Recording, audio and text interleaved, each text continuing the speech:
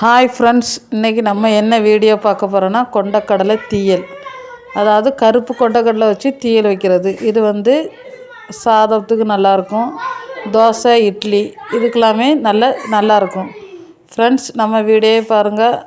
Video பிடிச்சிருந்தால் like பண்ணுங்கள். உங்கள் ஃப்ரெண்டுக்கெலாம் ஷேர் பண்ணுங்கள்.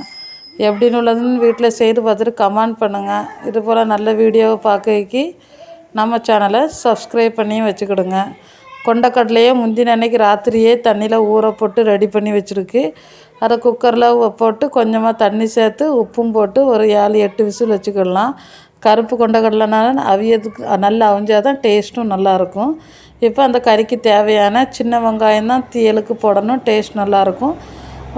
கொஞ்சம் சின்ன வெங்காயம், ஒரு கைப்பிடி அளவு பூண்டு, ஒரு 3 பச்சை மிளகாய், ஒரு நார்மல் தக்காளியில் ஒரு 2 தக்காளி, கொஞ்சமாக கேரட்டு, மசாலாவுக்கு தேவையான தேங்காய், புளி ஊற வச்சுருக்கு.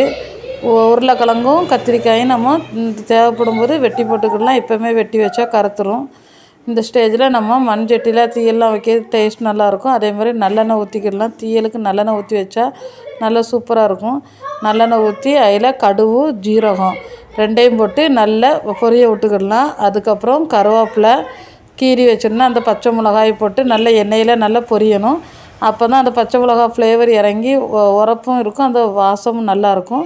அந்த பச்சை மிளகாய் வதங்கின பிறகு வெட்டி வச்ச சின்ன உள்ளியையும் போட்டு எல்லா பக்கமும் எண்ணெய் படையமும் நல்லா வதங்கி கலர் மாறின உடனே உளிச்சு வச்சுருந்த அந்த பூண்டையும் போட்டு வதக்கிக்கிடலாம்.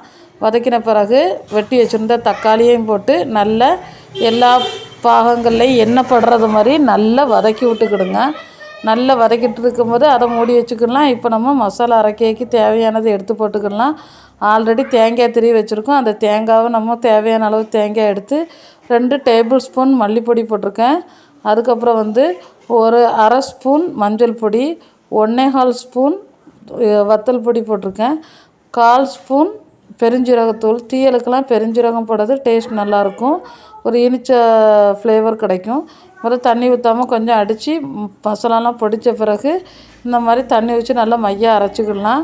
இப்போ நம்ம தண்ணியில் கிடந்த அந்த உருளைக்கிழங்கையும் கத்திரிக்காயும் வெட்டியாச்சு. இப்போ இந்த கறியில் தக்காளி, பூண்டு எல்லாமே நல்லா வதங்கிட்டு இந்த ஸ்டேஜில் அந்த வெட்டி வச்ச காய்கறி அவ்வளோ கத்திரிக்காய், உருளைக்கிழங்கு, கேரட்டு எல்லாம் போட்டு அதையுமே நல்லா இந்த உள்ளி தக்காளியோடு எல்லாம் மிக்ஸ் பண்ண மாதிரி நல்லா எல்லா இடத்துலையும் எண்ணெய் படை மாதிரி நல்லா வதக்கிக்கிடலாம். வதக்கின பிறகு இந்த காய்க்கு இன்னும் நம்ம உப்பே போடலை. இந்த காயெல்லாம் வதங்கின பிறகு இப்போ இதுக்கு எவ்வளோ உப்பு தேவைப்படுமோ அதை நம்ம போட்டுக்கிடலாம். ஆல்ரெடி உப்பை போட்டு நல்லா பிணைஞ்சி இந்த விரைய விட்டுக்கிடலாம். இந்த ஸ்டேஜில் புளியை நம்ம கரைச்சி மசாலா ஆல்ரெடி அரைச்சி வச்சுருக்கோம். புளியை கரைச்சி 5 நிமிஷம் கழித்து அதையும் எடுத்து அந்த மசாலா கூடையே நம்ம ஊற்றி ரெடி பண்ணிக்கிடலாம். குக்கரில் வேக வச்ச கொண்டக்கடலை நல்லா வெந்துட்டு அதில் உள்ள தண்ணியெல்லாம் இருக்காண்டா ஆல்ரெடி தண்ணி வற்றிட்டு அந்த தண்ணியோடையே நம்ம இந்த காய்கறி கூட அதையும் போட்டு நல்லா கிண்டி கொடுத்துக்கிடுங்க. உருளைக்கிழங்கு, கத்திரிக்காய், கொண்டக்கடலை எல்லாமே சேர்ந்து இன்னும் கொஞ்சம் நல்லா வெந்துட்டு இப்போ காயெல்லாம் நல்லா வெந்துட்டு கலர் மாதிரி இருக்கே தெரியும். இந்த ஸ்டேஜில் நம்ம அரைச்சி வச்ச மசாலா அது கூட புளியும் சேர்த்து வச்சுருக்கேன். அதையும் ரெண்டையும் சேர்த்து மிக்ஸ் பண்ணி விட்டுக்கிட்டு அதுக்கு கூட கொஞ்சமாக ஜாரில் உள்ள மசாலாவோட தண்ணியை தேவைப்பட்ட தண்ணியை ஊற்றி அதையுமே நல்லா சேர்த்து கிண்டி விட்டு நல்லா கொதிக்க வச்சுக்கிடலாம். ரொம்ப தண்ணியாக வைக்கக்கூடாது, டேஸ்ட் நல்லா இருக்காது. ஒரு நார்மலாட்டு நீங்கள் வச்சிங்கன்னா இந்த கறி சூப்பராக இருக்கும். இது சோத்துக்கு மட்டும் இல்லை, தோசை இட்லிக்குமே சூப்பராக இருக்கும். செஞ்சு பார்த்துட்டு எப்படி இருக்குன்னு உள்ளதை எனக்கு கமெண்ட் பண்ணுங்கள்.